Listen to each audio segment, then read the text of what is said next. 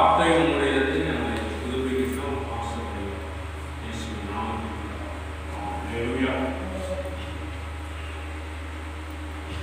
மீண்டும் சத்தமா வந்து திருடன் போல் வருகிறேன், தன் மானம் காக்கப்படாதபடிக்கு நிர்வாணமாய் காணப்படாதபடிக்கு வீட்டுக் கொண்டு தன் வஸ்திரங்களை காத்துக் கொள்ளுகிறவன் பாக்கியவான். மானம் காணப்படாதபடிக்கு தன் வஸ்திரங்களை காக்கிறவன் பாக்கியவான். வஸ்திரம் என்றால் ட்ரெஸ். சொல்லுங்க, ஏசப்பா சொல்றார், அவருடைய வருகை எப்படி இருக்குமா? திருடனை போல இருக்கு. அப்படின்னா திருடை எப்போ வந்து திருடுறான்னு நமக்கு தெரியவே தெரியாது இல்லையா? இப்பதான் நம்ம சொல்லிட்டா வரேன் திருடன் சொல்றேன். உண்மையாக ஒரு மோட்டர் காணாம போச்சு, நாளைக்கு வந்து திருடன்னு சொல்லியிருந்தா உஷாரா நாங்கள் என்ன பண்ணி ரொம்ப வச்சுக்கின்னு காவல் காத்துனே உட்காந்துருப்பான். எடுத்து வீட்டுல பத்திரப்படுத்தி வச்சிருக்கு பொருள் அப்படின்னா. ஆனா எப்போ வரான்னு தெரியல, திடீர்னு வந்தா திடீர்னு போயிடும். இது போல எப்போ சம்பவிக்கும், எப்போ வரும் என்று தெரியாது. கர்த்தராகிய இயேசு நம்முடைய ரட்சகருடைய வருகை. அல்லேலூயா. ஆகவே நம்ம எப்போதும் எப்படி இருக்கணும்? ட்ரெஸ்ஸை போட்டுன்னு இருக்கணும். என்ன சொல்லுங்க, ட்ரெஸ் வஸ்திரத்தை போட்டு கொண்டு இருக்கு. இப்போ எல்லாருக்கும் கேள்வி இருக்கலாம், அப்பனா நாங்களும் வஸ்திரம் படாத இருக்கோம், ட்ரெஸ் படாத இருக்கோம், எல்லாரும் நல்ல நல்ல ட்ரெஸ்லாம் போட்டுருக்கோங்க அப்படிதானே? ஆனால் இங்க வஸ்திரம் சொல்லுது, தன் வஸ்திரத்தை காத்து கொள்கிறவன் எப்படி இருப்பான்? பார்த்து வஸ்திரத்தை காணும். ட்ரெஸ்ஸை என்ன செய்யணும்? பாதுகாப்பு. ஸோ உலகத்தில் அநேக ஆடைகள் இன்றைக்கு வந்துருச்சு. அலங்கோலமான அசிங்கமான ஆடைகள், அறகுறையான ஆடைகள். என்ன உலகம் என்ன பண்ணுது? அறகுறையான ஆடைகள், அருவருக்கப்பட்டதற்காக இருக்கிற ஆடைகள், வஸ்திரம். சர்ச்சுக்கே ஜீன்ஸ் பேண்ட் போடுறதா, ஜீன்ஸ் பேண்ட் போட்டு போய் ஆராதிக்கிற லீடரே என்ன பண்ற? ஜீன்ஸ் பேண்ட் டி ஷர்ட்டை போட்டு போய் பள்ளிக்கூடத்தில் கேட்டா அதை பத்திலாம் ஒன்றும் பிரச்சனை இல்லை. அதை பத்திலாம் ஒன்றும். கடவுள் பிரமாணத்தை புதுக்கும் பொழுதே அன்னையிலிருந்தே ஆண்டவர் சொன்னார், ஒவ்வொன்றுக்கும் ஒரு தகுதியான வஸ்திரத்தை என்ன பண்ணுங்க, எடுத்து உடுத்தி கொள்ள வேண்டும். ஆராதனை செய்வதற்கென்று வஸ்திரத்தை ஆரோனுக்காக பிள்ளைகளுக்காக ஆண்டவர் என்ன பண்ண சொன்னார்? உடுத்தி பண்ண சொன்னார், செய்ய சொன்னார். பரிசுத்த ஸ்தலத்தில் செல்ல வேண்டுமானால் ஒரு மனிதனுக்கு என்ன வேண்டும்? வேற வஸ்திரங்கள் அவன் என்ன பண்ணணும்? உடுத்தணும். மகா பரிசுத்த ஸ்தலத்தில் செல்ல வேண்டுமானால் அவனுக்கும் அதுக்கு மாற்று வஸ்திரங்களை கர்த்தர் நாம் உண்டு பண்ணி வச்சிருக்கிறார். பிரமாணங்கள் அங்காங்கே நீங்க வேதங்களை படிச்சீங்கன்னா எல்லாவற்றுக்கும் ஒரு ஒரு வஸ்திரங்களை கர்த்தர் நாம் உண்டு பண்ணி வச்சிருக்கிறார். அந்த வஸ்திரம் ஏன் வஸ்திரத்தை முக்கியமா சொல்றாங்க? வஸ்திரம் ஒரு மனிதனுக்கு அடையாளமாக இருக்கு. சரி, ராணுவத்தில் பணிபுரிகிற ஒரு ராணுவ வீரருக்கு அவருக்கு ஒரு தனி ட்ரெஸ் அப்படிதானே? இந்த போலீஸ் அவர்களுக்கு என்ன பண்ணுது? தனிமையான ஒரு ட்ரெஸ். அவங்க என்ன ட்ரெஸ்? நம்மள மாதிரி கலர் கலரா காண்டே சண்டையை போட்டுனா என்ன பண்ண முடியாது? போலீஸா ஏற்றுக்கொள்ள மாட்டாங்க. அப்புறம் கப்பல் ஓட்டுகிற மாலுமிகளுக்கு என்ன ட்ரெஸ்? அவங்களுக்கு தனியான, அவங்களுக்கு என்று அங்கீகரிக்கப்பட்ட ஒரு வஸ்திரம், ட்ரெஸ்ஸை அரசாங்கம் என்ன பண்ணிருக்குது? கொடுத்திருக்கு. இப்படி ஒவ்வொரு அதிகாரிக்கும் ஒவ்வொரு மனிதனுக்கும் ஏற்றவாறு உலகமே ஒவ்வொரு ஆடையை என்ன பண்ணுது? அங்கீகரித்து வச்சிருக்கு. இப்படிதானே? போலீஸ் ட்ரெஸ் பண்ணாதான் போலீஸ் என்ன பண்ணுறோம்? கண்டுபிடிக்கிறோம்ல. மாற்று ட்ரெஸ்ல வந்தா கேட்கறோம், யார் யார் நீங்க? இல்லை அவனுடைய தோற்றம்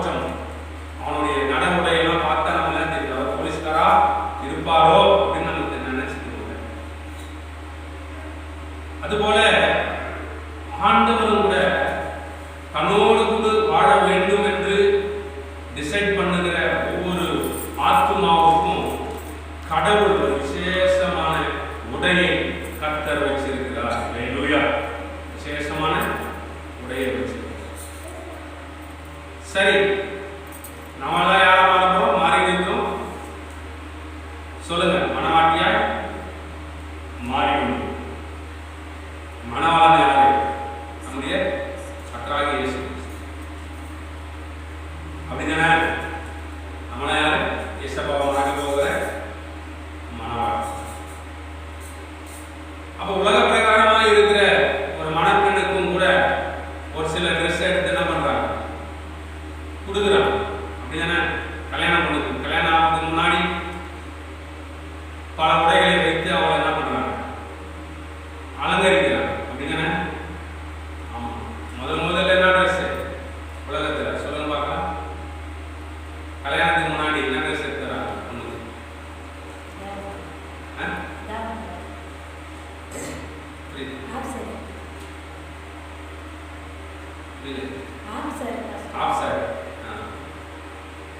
நிச்சயதார்த்தத்துக்கு ஒரு ட்ரெஸ்.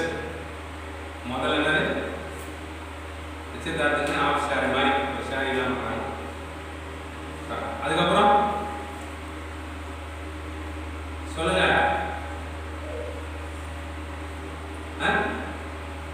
நிச்சயதார்த்தத்துக்கு ஒரு ட்ரெஸ், ஒரு புடவை கொடுக்குறாங்க. அப்புறமா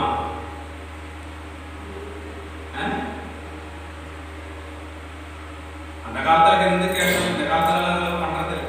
ஆனா யாருக்கும் தெரியுது. ஆனா ஒரு சிலர் பாரம்பரியமாக அதெல்லாம் என்ன பண்றாங்க? ஒரு மணவாட்டி அப்படி பார்த்தா 7 வஸ்திரம். சொல்லுங்க, 7 ட்ரெஸ்.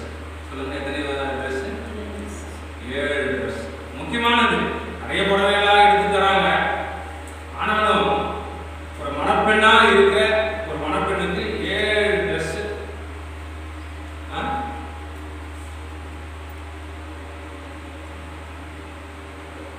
அதை நீங்க போய் என்ன பண்ணுங்க? உங்களுக்கு மூத்த இடத்துல போய் விசாரிங்க. என்ன சொல்றேன்? ஸ்பெஷல் ஒரு ட்ரெஸ் கட்டுறாங்க. இந்த நிலங்களாம் இருக்க மாட்டாங்க. இந்த பாரம்பரியமான காலத்தில் என்ன சொல்லுவாங்க? நிலங்களாக இருக்கும்போது ஒரு ட்ரெஸ் கொடுக்குறாங்களா? அப்புறம் திருமணத்துக்கு முன்பு என்ன பண்றாங்க? ஒரு கோலம் நடத்துக்கு ஒரு ட்ரெஸ்ஸை போட்டு என்ன பண்றாங்க? முன்புலாம் தாய் மாமா கோலம் எடுத்து கொடுத்து என்ன பண்றாரு? கோலம் காட்டும் போது ஒரு ட்ரெஸ் தாய் மாமா கொடுக்குறாரு. அதுக்கப்புறம் திருமணத்துக்கு முன்பு இன்னைக்கு இப்பெல்லாம் செய்யறாங்களா இல்லைன்னு தெரியல. திருமணம் நாளைக்கு இன்னைக்கு என்ன பண்ணுவாங்க? சுத்திகரிப்பு நலமும் ஒன்று வைப்பாங்க. அப்படிதானே? தீட்டு கழித்தல் சொல்லி என்ன பண்றாங்க? அந்த மாவு தலைமாவை ஊற்றி அதெல்லாம் என்ன பண்ணுவாங்க? இதெல்லாம் உலக பிரகாரமாய் ஒரு மணப்பெண்ணாய் மாறுகிறவர்களுக்கு உலகமே ஒரு பாரம்பரியமான காரியங்களை என்ன பண்ணுவாங்க? வச்சிருக்காங்க. அதுபோல ஆண்டவர் கூட தன்னோடு கூட காலகாலமாய் வாழ்கிற ஒரு மணவாட்டிக்கு இந்த உலகத்துல கரப்படாத வரைக்கும், இந்த உலகத்துல அவள் வெற்றியாய் வாழ்வதற்கும், அந்த ஆத்மா வெற்றி ஜெயமற்றி ஜீவிப்பதற்கும் ஒரு ஆத்மா மேல என் ஆண்டவர் 7 விதமான ஆடைகளை போர்த்துகிறார். அல்லேலூயா சொல்லுவாங்க. அல்லேலூயா. எத்தனை ட்ரெஸ்? 7 வஸ்திரங்களை என்ன பண்றார்? போடுகிறார். முதல்ல ட்ரெஸ் என்ன ட்ரெஸ்?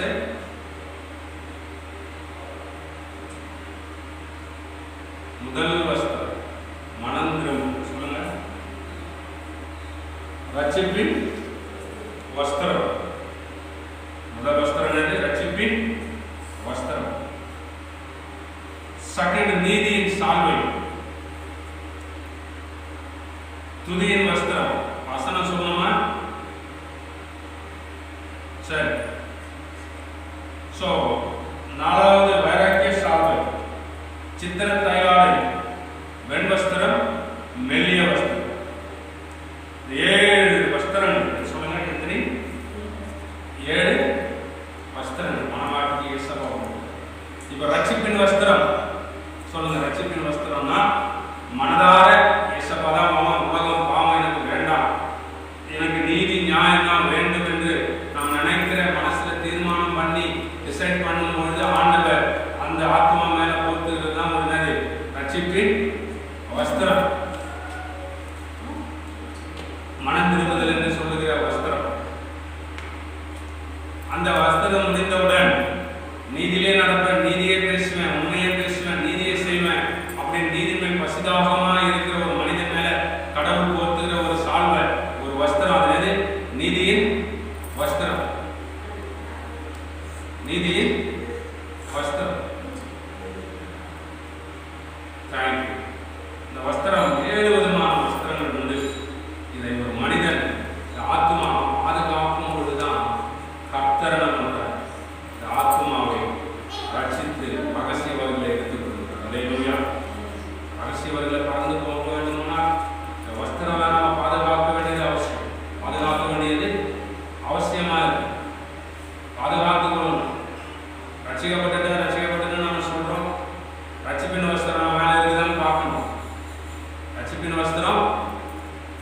நம்ம மேல இருக்குதுன்னு நம்ம பார்த்துக்கணும். ரட்சிப்பே இல்லாத ஆளாக இருக்கிறோம். ஆனா நம்ம சொல்லிக்கணும் என்னது, நான் இயேசுவின் பிள்ளை, பயமே என்னாலும் சந்தோஷமே. அப்படிதானே? ரட்சிப்பின் அவஸ்தை எப்பவுமே எப்படி இருக்கணும்? எதை குறித்தும் கலக்கம் இல்லப்பா. ரட்சிப்பின் சந்தோஷம் அது சொல்லுங்க என்னது? ஆமா, இன்னைக்கு நம்ம சர்ச்சில் ரட்சிப்பின் சந்தோஷமா இருக்குது.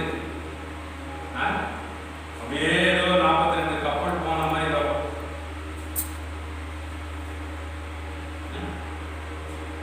பல கோடி ரூபாய் நஷ்டமாயிட்டாங்க அப்படின்னா இல்லை, உங்களுக்குள்ள ரட்சிப்பின் சந்தோஷம் இல்லை, சமாதானம் இல்லை. ரட்சிக்கப்பட்ட நாள் அந்த சந்தோஷம் உங்களுக்குள்ள இல்லை. எப்ப பாருங்க அப்படி யோசிச்சுன்னு உதேசிச்சுங்க, அதெல்லாம் ஹியர் பேட் தானே.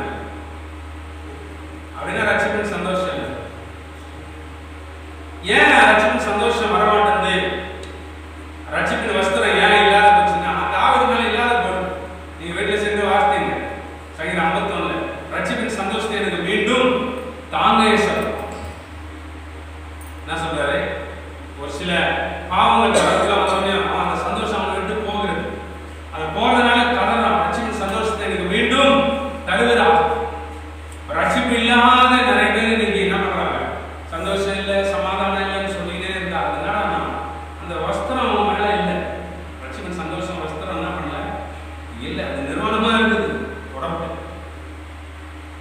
ட்ரெஸ் போட்டு ரோட்ல போலாம், ட்ரெஸ் இல்லாத போக முடியுமா? கஷ்டமா இருக்கும்ல.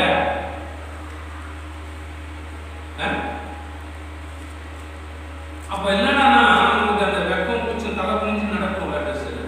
அது போல நமக்குள்ள சரியான மன திரும்புதல் இன்னும் வரல, சரியான மனதில் நமக்குள்ள இல்லைன்னா நமக்குள்ள அந்த ரட்சிப்பின் வஸ்திரம் நமக்குள்ள இருப்பது இல்லை. ஆகவே தாவீது கதறார், ரட்சிப்பின் சந்தோஷத்தை எனக்கு மீண்டும் தருவீராக ஆண்டவரே என்று சொல்லி. ஆகவே ரட்சிப்பின் வஸ்திரம் நமக்குள்ள எப்போது இருக்க வேண்டும் என்பது ரொம்ப நினைவாக இருக்கு.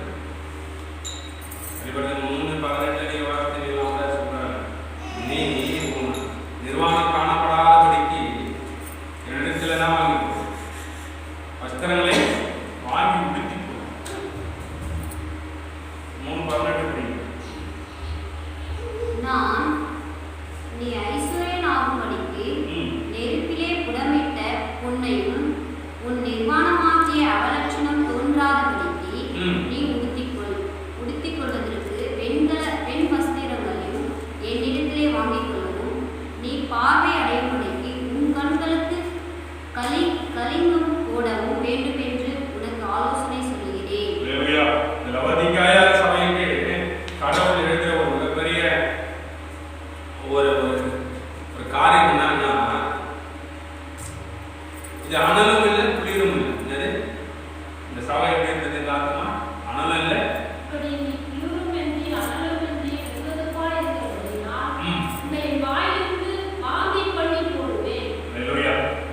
இந்த சபைதான் ஆண்டவர் சொல்றாரு, என் இடத்துல கேட்டு நான் வாங்கிட்டு நிர்வாணம் காணாதபடி வெண் வஸ்திரத்தை வாங்கி. இந்த மாதிரி ஆத்மா என்ன நினைப்பா, 2 நாளைக்கு பரிசுத்தம், 2 நாளைக்கு பாவம். பரிசுத்தத்தையும் வேணும், பாவமும் இதுக்கு வேணும். என்ன வேணும்? நல்லது வேணும், கெட்டது வேணும். 2 நாளைக்கு பரிசுத்த மாதிரி இருக்கும், 3ஆவது நாள் தான் பாவம். இந்த மாதிரி ஆளுகளுக்கெல்லாம் என்ன இருக்காது? ரட்சிப்பின் வஸ்திரம் முதல்ல வஸ்திரமே இல்லை. அப்புறம் போய் கூப்பிடுறது, அல்லேலூயா அல்லேலூயா ஆண்டவரே. ஆண்டவர் சொல்றாரு, ரொம்ப நிர்வாணமா இருக்கிற ட்ரெஸ்ஸை போடுறா. ஃபர்ஸ்ட் என்ன சொல்றாரு? முதல்ல ட்ரெஸ்ஸை போட்டு என்ன போடுற ரட்சிப்பின் வஸ்திரமே இல்லை. அனலும் இல்லை, அனலும் இல்லை, குளிரும் இல்லை. ஒண்ணு அனலாரு இல்லைன்னா எப்படி குளிர். அப்படின்னா ஒண்ணு பரிசுத்தமா இரு, இல்லை எப்படி பாவியா போ. எங்க போ? பாவியாவது 2 நாளைக்கு பாவி, 2வது நாளைக்கு பரிசு, ஒரு நாளைக்கு பரிசுத்தவான், ஒரு நாளைக்கு பாவி. ஆகவே ஆண்டவர் சொன்னார், நிர்வாணமா இருக்கிற முதல்ல ஒரு ரட்சிப்பின் வஸ்திரத்தை உனக்கு வாங்கி போடு.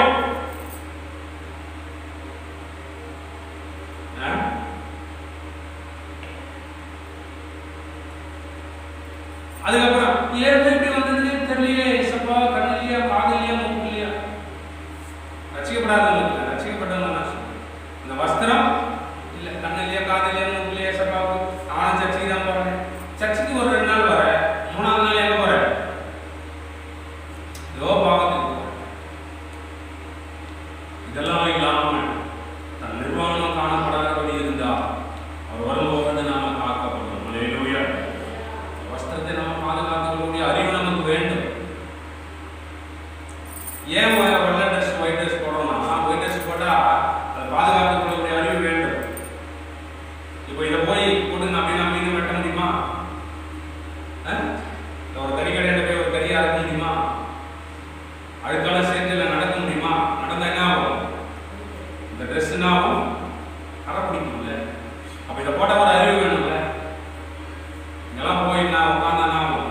ட்ரெஸ் அழுக்காம என்ன நமக்குள்ள வருது இல்லை. அது போல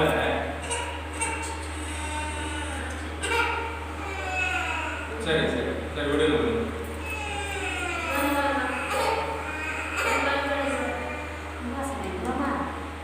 சரி,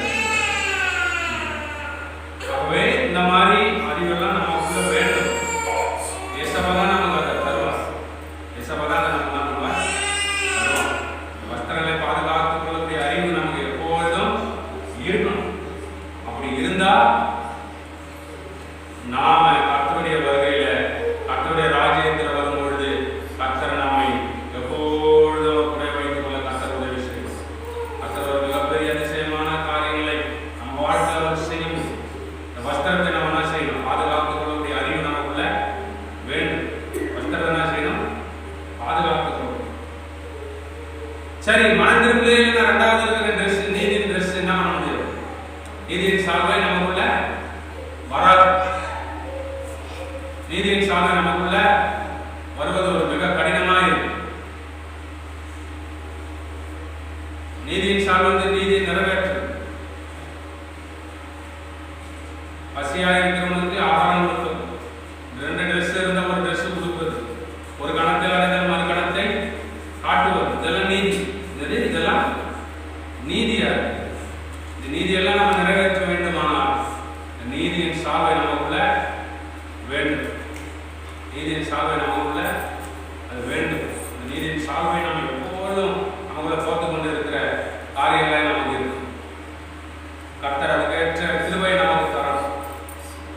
வஸ்திரம் நமக்குள்ள இல்லைன்னா நிச்சயமா தேவனுடைய ராஜ்யத்தில் கட்டாயம் நம்மளால பண்ண முடியாது, போக முடியாது. நிறைய பேர் நம்ம நினைக்கிறாங்க ரட்சிக்கப்பட்டுட்டோம் அவ்வளவுதான் அப்படின்னு நினைக்கிறாங்க. இல்லை, வஸ்திரம் போடாமல் இருக்கிற ஒரு தன்மை என்னன்னா, தனக்குள்ள இருக்கிற விசுவாச எண்ணங்களை விட்டு விடுவது, மனம் திரும்புதல் காரியங்களை விட்டு விடுவது, நீதி செய்வதை விட்டு விடுவது, பரிசுத்தமாக வாழ்வதை விட்டு விடுவது, இவர்கள் எல்லாம் தன்மையில் இருக்கிற இந்த வஸ்திரத்தை உணராமல் வாழ்வதனாலதான் ஆண்டவர் சொல்றது காரணம்.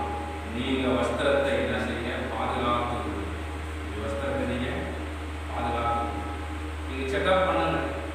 நல்ல பீடமும் உங்களால துதிக்க முடியல, ஆகல நிறைஞ்சுன்னா உங்களால நாள் துதியின் வஸ்திரம் 3வது இருக்கிற வஸ்திரம் இல்லை. ஆயத்தந்து துதிக்க முடியல, உங்களால துதியின் ட்ரெஸ் உங்க மேல இல்லை. நீ நிர்வாணமா இருக்கிறன்னு அர்த்தம். உங்க மேல அந்த வஸ்திரம், அந்த ஆடை இல்லை. அதனாலதான் இன்னைக்கு சர்ச்சையில கூட என்ன சொல்றாங்கன்னா, பாவம் நல்லா பேண்டு கிண்ட வச்சு அடிச்சு நல்ல ஜீவனை வச்சு பாட்டு பாடி அவங்கெல்லாம் குதிக்க வச்சாதான் குதிக்குது. இல்லைன்னா என்ன பண்ண மாட்டேங்குது. அதனால குதிக்கிற இடத்துக்கு அப்படிதானே. அவன் நல்லா பெரிய பேடை வச்சு கீபோர்டை வச்சு நல்ல சவுண்ட் பாக்ஸை வச்சு கத்தி கித்தி பார்த்தா எல்லாம் குதிக்குது. ஆனா அதுக்கு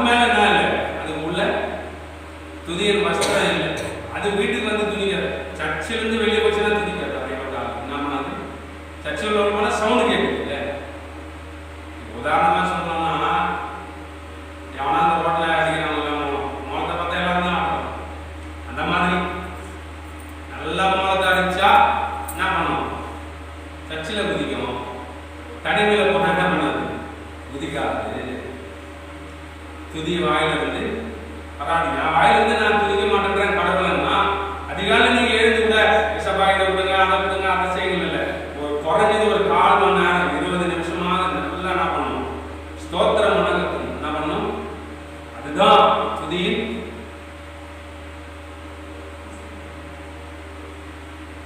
ஆடை. சொல்லுங்க, துதியின் வஸ்திரம் ஆடை. நீ துதிக்கே மாட்டேன்ற உன் வாழ்க்கையில எடுத்தவனே ஜபம் பண்ற, எடுத்தவனே பாட்டுக்கு போயிடுன்னா துதியின் வஸ்திரம் உள்ள அப்படின்னா இதெல்லாம் இல்லாம அடுத்த கட்டமா இருக்கிற விசுவாசமே அவனுக்குள்ள என்ன பண்ணாது, வராது. இதெல்லாம் ஒன்று பின் ஒன்றாக தான். அதான் சொல்றாங்க, 5ல வலையில 50ல எப்படி வலைய 5லயே வலையில இந்த பெரம்பு கூட எல்லாம் செய்யறாங்கல்ல, பார்த்துருக்கீங்களா? இந்த பெரம்பு கூட அதெல்லாம் அந்த சின்ன பொடியிலே இருக்கும்போது என்ன பண்றாங்க, டிசைன் பண்றதுக்காக வளைக்கிறாங்க. இல்லைன்னா அதை